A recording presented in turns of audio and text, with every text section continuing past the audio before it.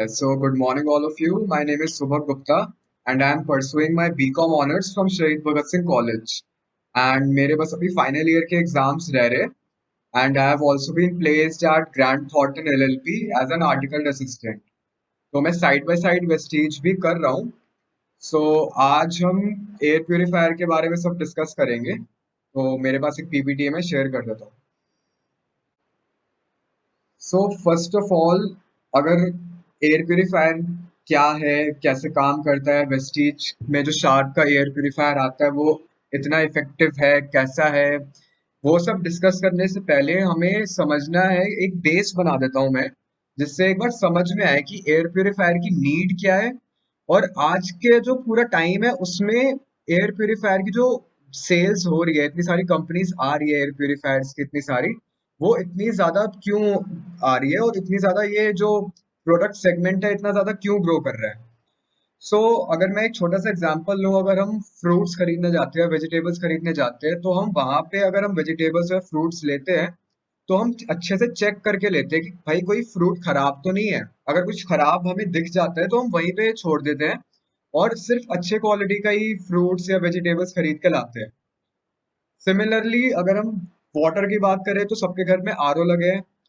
कोई भी नल का पानी एज सच नहीं पी रहा है, मेजोरिटी ऑफ लोग आरओ का पानी ही पी रहे हैं। और अगर हम कहीं बाहर वगैरह जाते हैं तो भी, अगर हम हमें अगर कहीं भी पानी पीना है, अगर ढाबा पे भी अगर हम खाना खाने जाते हैं तो वहां पे भी हम नल का पानी नहीं पीते, हम उससे पैकेज्ड ड्रिंकिंग मिनरल वाटर मांगते हैं। तो अगर हम, जब फूड की बात आती है, वाटर की बात आती है, तो हम इतने क्वालिटी कॉन्शियस होते हैं, हम देखते हैं कि हमें हाँ क्वालिटी का ही सामान चाहिए। तो एयर के केस में हम ऐसा क्यों नहीं करते? जबकि एयर की कंजम्पशन अगर हम देखा जाए, फूड, वाटर और एयर, अगर हम इन तीनों में से कंपेयर करें तो एयर की कंजम्पशन सबसे ज्यादा होती है। वाटर हम दिन में अराउंड 4 या मैक्सिमम 5 या 6 लीटर पीते हैं, अगर एक नॉर्मल एवरेज पर्सन की बात करें। एक एवरेज पर्सन 3 से 4 लीटर पानी ही पीता है दिन में। वेयर एज अगर हम हवा की बात करें तो हम around 11,000 litre, yes my friends, 11,000 litre हम एयर कंज्यूम करते हैं पूरे एक दिन में।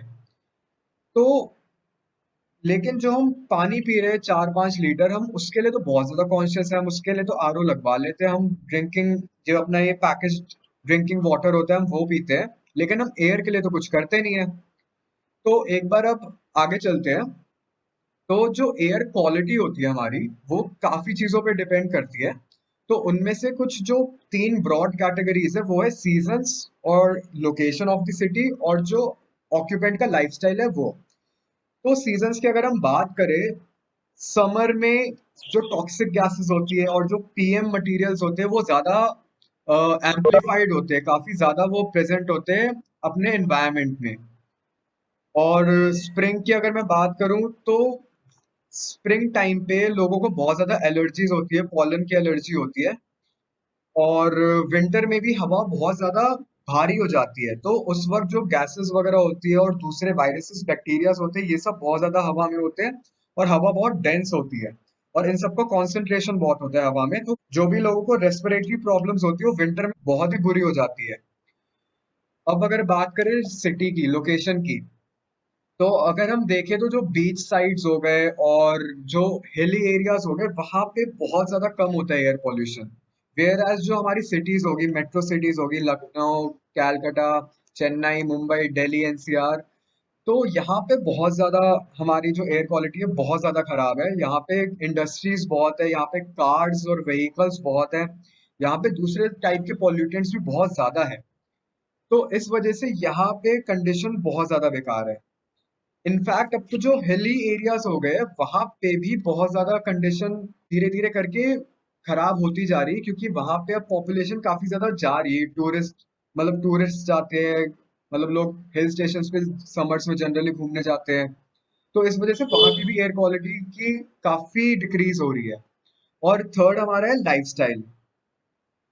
लाइफस्टाइल की अगर हम बात करें तो लोगों के घर पे पेट्स होते हैं, लोग जो काफी ज्यादा कुकिंग वगैरह में इन्वॉल्व होते हैं, उनका भी जो एयर पोल्यूशन का जो रिस्क है उनका, वो भी बहुत ज्यादा होता है। नेक्स्ट अगर हम बात करते हैं एयर पोल्यूशन के टाइप्स की, एयर पोल्यूशन दो टाइप का होता है, एक आउटडोर एयर पोल्यूशन और इंडोर एयर पोल्यूशन। तो आउटडोर एयर पोल्यूशन हो गया जो आपके घर के बाहर पोल्यूशन है, जो आप ये स्मोक वगैरह देखते हैं बाहर, और दूसरे जो व्हीकल से पोल्यूशन निकल रहा है वो बाहर के एनवायरनमेंट में जा रहा है। और दूसरा पोल्यूशन होता है इंडोर एयर पोल्यूशन। तो इंडोर एयर पोल्यूशन जो आउटडोर एयर पोल्यूशन है उससे 10 टाइम्स ज्यादा इंटेंस होता है। मतलब indoor air pollution outdoor air pollution से 10 गुना ज्यादा खराब होता है।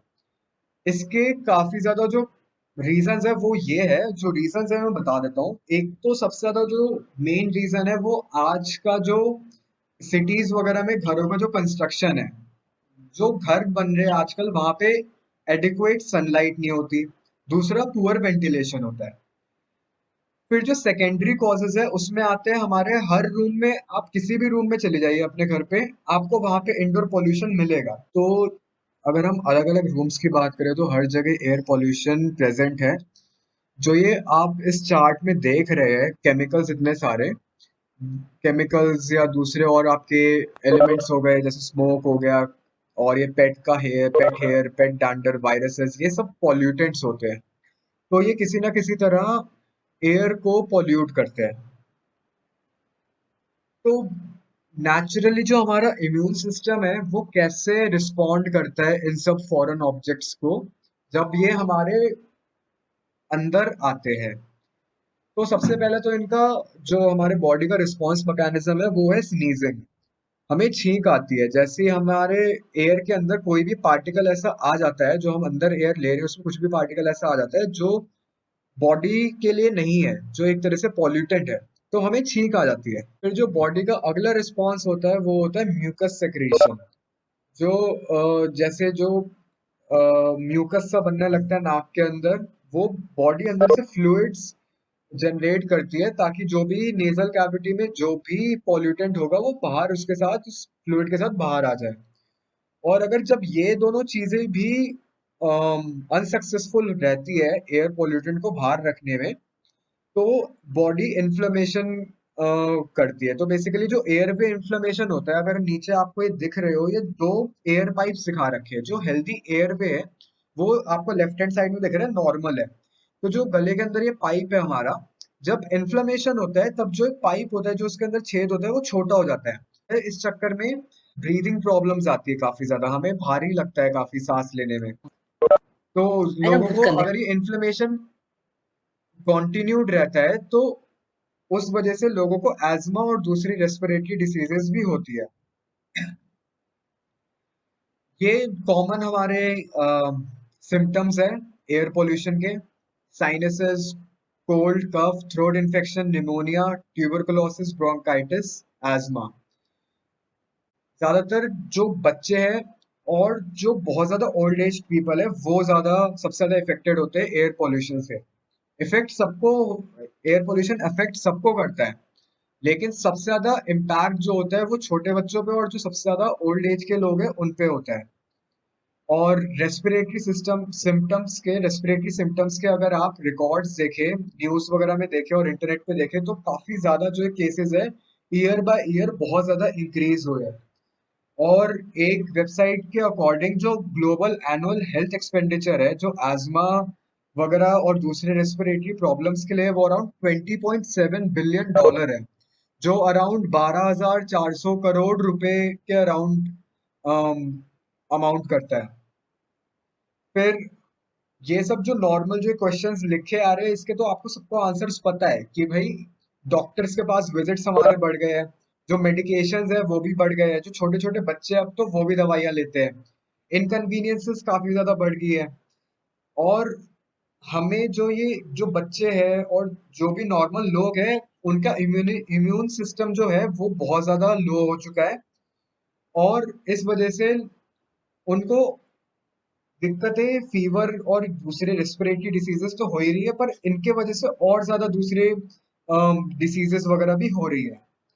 और अभी का जो अगर हम पूरा सिनेरियो देखें कोविड 19 का, तो इसमें हमारा जो सबसे बड़ा अम, अगर मैं बोलूँ रिस्पॉन्स मैकेनिज्म है कोविड 19 को फाइट करने के लिए, वो है हमारे बॉडी का इम्यून सिस्टम। और इस टाइम पे तो हमारा बॉडी का इम्यून सिस्टम सबसे ज्यादा अच्छा होना चाहिए। तो अब देखते हैं कि इसका सॉल्यूशन क्या है। अगर हम एयर प्यूरिफायर्स की बात करें तो अगर जनरली कोई एयर प्यूरिफायर लगवाता है तो उससे अराउंड 50% जो आप एयर ले रहे हैं, कम से कम 50% जो आप एयर इनहेल कर रहे हैं वो क्लीन हो जाती है। उसका पॉल्यूशन का जो रेट होता है 50% से गिर जाता है। इससे क्या होता है, कम पॉल्यूटेंट्स हमारे बॉडी के अंदर घुसते हैं। जो हमारा एयरवे इन्फ्लेमेशन की हमने जो बात करी थी कि जो पाइप छोटा हो जाता है एयर का जो हमारे बॉडी के अंदर है, वो जो रिडक्शन है वो कम हो जाता है और इनफैक्ट वो क्लीन भी होने लगता है। तो थोड़ा वो खुलने भी लगता है। और जो हमारे दूसरे इम्यूनिटी सिस्टम जो हमारा वीक हो रहा है, वो हमारा वीक कम होता है और हमारी इम्यूनिटी बढ़ती है। इस वजह से हमें बीमारियां कम लगती है। तो अगर हम एयर प्यूरिफायर की बात करें तो हमें यूज कैसे करना चाहिए, जनरली अगर हम देखा जाए, हम 90% जो हमारा टाइम होता है वो हम इंडोर्स स्पेंड करते हैं। इंडोर्स का मतलब ये नहीं कि सिर्फ घर, ये हमारे ऑफिसेज होते हैं, हमारे दूसरे वर्क प्लेसेस होती है जहाँ पे हम एक रूम के अंदर कन्फाइन होके बैठे रहते हैं। घर में होते हैं, कार में होते हैं या किसी काम की जगह पे होते हैं, तो वो भी एक रूम के अंदर ही होते हैं। तो अराउंड हमारा 90% जो हमारी लाइफ है वो हमारी इंडोर ही रहती है।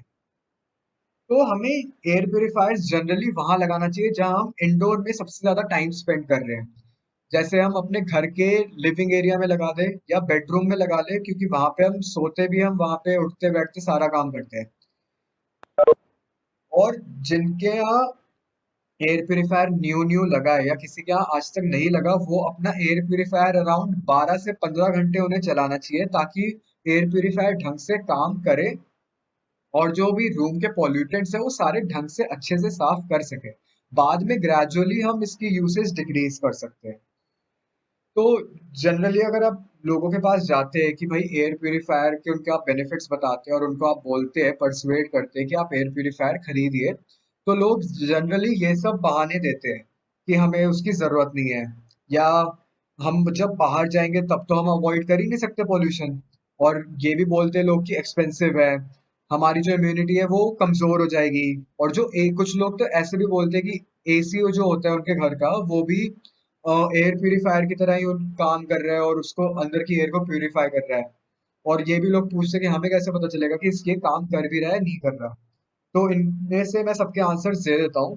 अगर कोई बोलता है कि हमें उसकी जरूरत नहीं है, तो सबसे पहले तो जो मैंने अभी आपको पूरा बताया, तो आपको इसी तरह उनको बताना है कि भाई इंडोर एयर पोल्यूशन के बारे में उनको बताइए। लोगों को पता ही नहीं होता कि इंडोर एयर पोल्यूशन नाम की भी चीज होती है।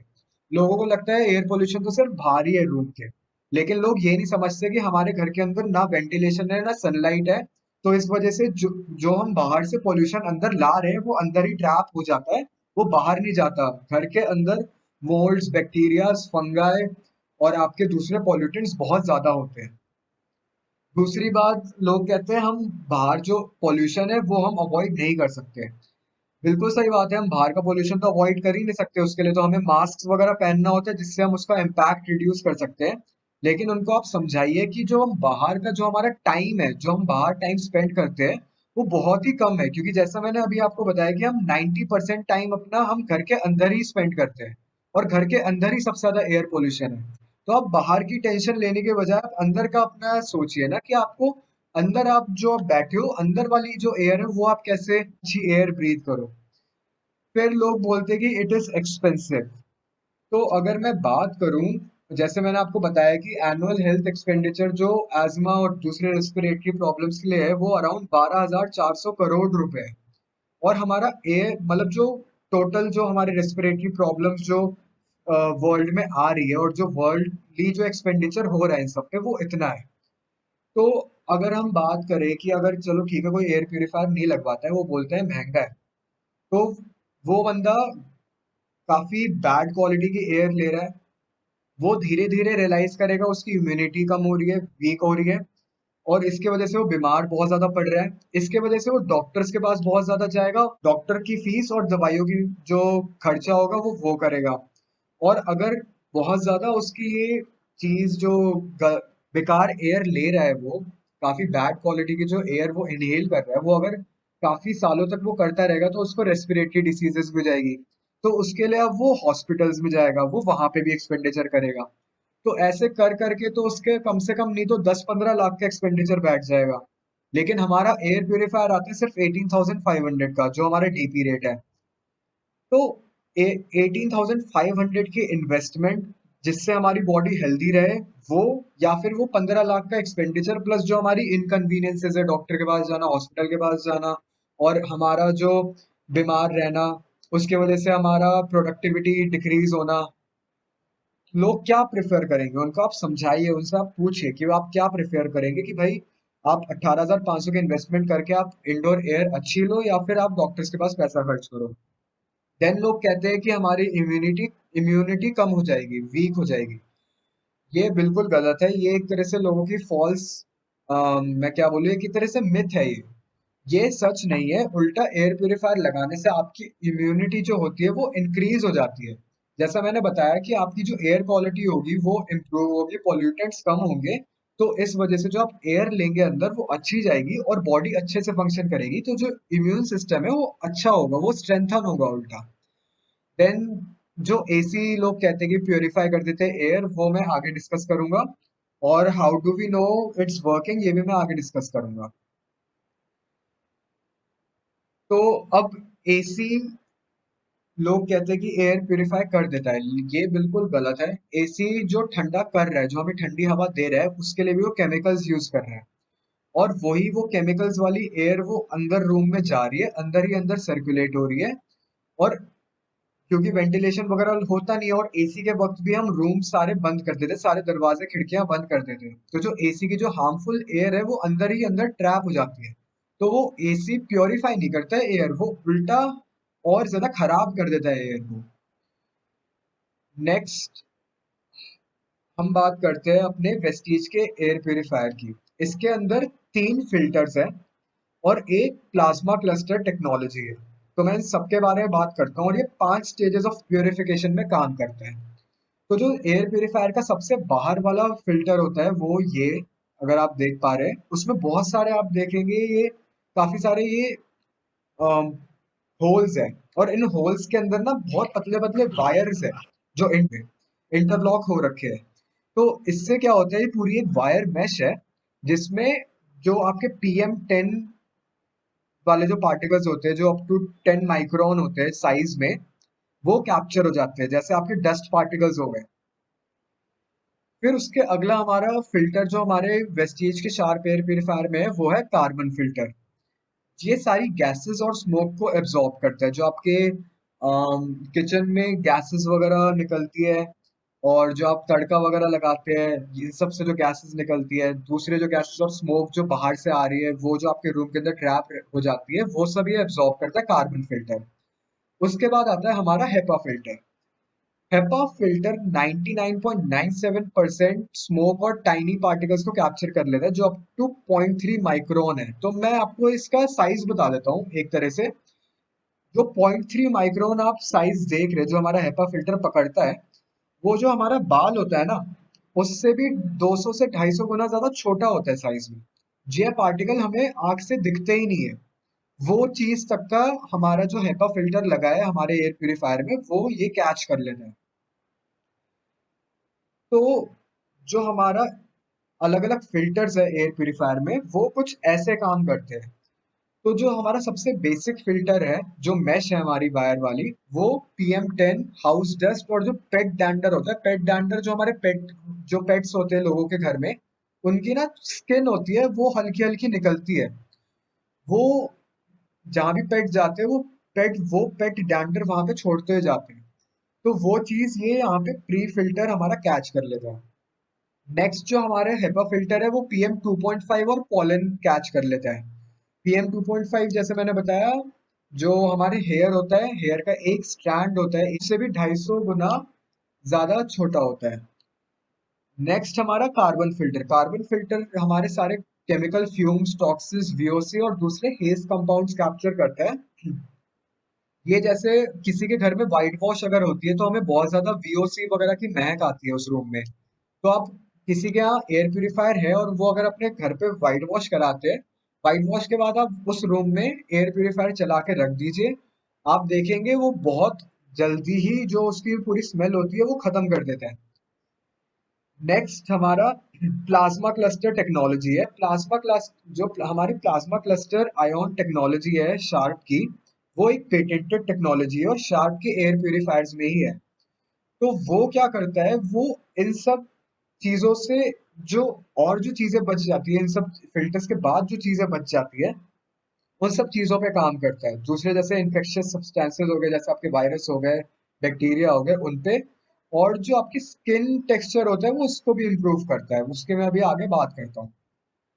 तो ये हमारा एक्टिव प्लाज्मा क्लस्टर टेक्नोलॉजी है।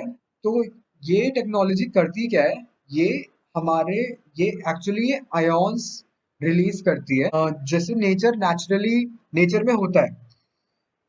अगर आप पहाड़ों में घूमने जाते हैं या फॉरेस्ट में घूमने जाते हैं तो आपको बहुत फ्रेश सा लगता है, वहां पे आपको काफी फ्रेश महसूस होता है, तो वो इन्हीं आयोन्स की वजह से होता है।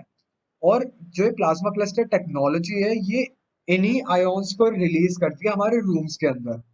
तो जिनके अभी शार्प का एयर प्यूरिफायर है वेस्टीज का, वो वहां पे वैसी ही कुछ फ्रेशनेस अपने रूम में महसूस करते हैं। तो वो नेगेटिव और पॉजिटिव आयॉन्स रिलीज करती है। वो जब वाटर वेपर के साथ, वाटर वेपर तो हर जगह मौजूद है, हमें दिखता नहीं है लेकिन मौजूद है, वो उनके साथ मिलके एक प्लाज्मा क्लस्टर जनरेट होता है। वो हमें एक फ्रेश इंडोर एयर का वो एहसास देता है कि ये बहुत फ्रेशनेस सी है। अब जो इन पॉजिटिव नेगेटिव आयॉन्स है, जब ये वाटर के साथ मिलते हैं, तो जो दूसरी वीओसी और दूसरी अदर टॉक्सिक गैसेस होती है, वो उनके आसपास एक सर्कल सा बना लेते हैं और वो उनको ब्रेक करते हैं। जैसे अमोनिया हो गया, अमोनिया की स्मेल बहुत ज्यादा स्ट्रांग होती है, आप लोगों को पता होगा ये। तो वो अमोनिया के पार्टिकल्स पे जाता है, उन पे बैठता है और उनको ब्रेक करता है वाटर और नाइट्रोजन में, जिससे वो जो पूरी महक होती है वो निकल जाती है और हार्मफुल पार्टिकल्स जो होते हैं वो एक तरह से ब्रेक हो जाते हैं। नेक्स्ट हमारा है वो जो माइक्रोब्स होते हैं, जो हमें दिखते नहीं है, जो हम माइक्रोस्कोप के थ्रू ही देख सकते हैं, जैसे आपके बैक्टीरिया और वायरस हो गए, वो उनको भी मारता है। वो उनके पास जाता है और उसके अंदर से, उन बैक्टीरिया के अंदर से हाइड्रोजन का कंपोनेंट बाहर निकाल लेता है, जिस वजह से जो माइक्रोब होता है वो मर जाता है वहीं पे। तो हमारा जो प्लाज्मा क्लस्टर आयोन है, वो ई कोलाई वायरस जैसे H1N1, स्वाइन फ्लू, इनके जो वायरसेस होते हैं उनको भी मारता है। और ट्यूबरकुलोसिस का बैक्टीरिया, फंगल स्पॉट्स, इन सबको मार देता है और एयर को स्टेरलाइज कर देता है। तो अब अभी चल रहा है कोरोना वायरस का टाइम। तो जब एक एक कोरोना वायरस एक्चुअली वायरस की फैमिली है, तो इसका एक टाइप आया था 2004 में। तो तब शार्प ने एक सर्टिफिकेशन लिया था, जहां पे प्रूव हुआ था कि जो वेस्ट ये शार्प का एयर प्यूरिफायर है, वो कोरोना वायरस के जो फैमिली है उसमें काफी ज्यादा कोरोना वायरस को किल करता है। तो उनके पास ये सर्टिफिकेशन है, वेस्टीज के पास, ये शार्प के पास। तो जो अभी हमारा कोविड 19 चल रहा है, इस पे अभी रिसर्च हो रही है कि ये क्या इसके वायरस को टारगेट करता है या नहीं। बट ये कोरोना वायरस की फैमिली को ही बिलोंग करता है, तो इसलिए बहुत अच्छे चांसेस है कि जो हमारा शार्प का एयर प्यूरिफायर है, ये कोविड 19 को भी किल करेगा। नेक्स्ट अगर हम बात करते हैं, वो है हमारा जो स्टैटिक चार्ज होता है। जैसे हम कभी चेयर वगैरह पे बैठते हैं, स्वेटर वगैरह पहनते हैं, उतारते हैं, तो हमें एक हल्का सा करंट सा लगता है, तो वो स्टैटिक चार्ज होता है। तो जो भी हम सरफेसेस होते हैं हमारे घर में, वो अगर हम छूते हैं या रगड़ते हैं गलती से, तो उस वजह से चार्ज जनरेट हो जाता है। तो जो प्लाज्मा क्लस्टर टेक्नोलॉजी है, वो उस चार्ज को भी खत्म करता है। देन ये प्लाज्मा क्लस्टर टेक्नोलॉजी हमारे स्किन के लिए भी बहुत अच्छी होती है, स्किन का टेक्सचर और मॉइस्चर भी इम्प्रूव करती है। तो लोग पूछते हैं कि हमारे शार्प का जो एयर प्यूरिफायर है, हमें पता कैसे चलेगा ये काम कर रहा है। अगर किसी के घर पे बहुत ज्यादा रेस्पिरेटरी प्रॉब्लम्स है किसी को, और उसने आज तक एयर प्यूरिफायर लगवाया ही नहीं है, तो उसके घर पे अगर आप शार्प का एयर प्यूरिफायर लगवाते हैं, तो आप उससे अगले दिन ही आप रिजल्ट्स पूछ लीजिएगा उसको। वो खुद बोलेगा, हाँ भाई मुझे फर्क पता चला है, मुझे थोड़ा रिलीफ मिला है।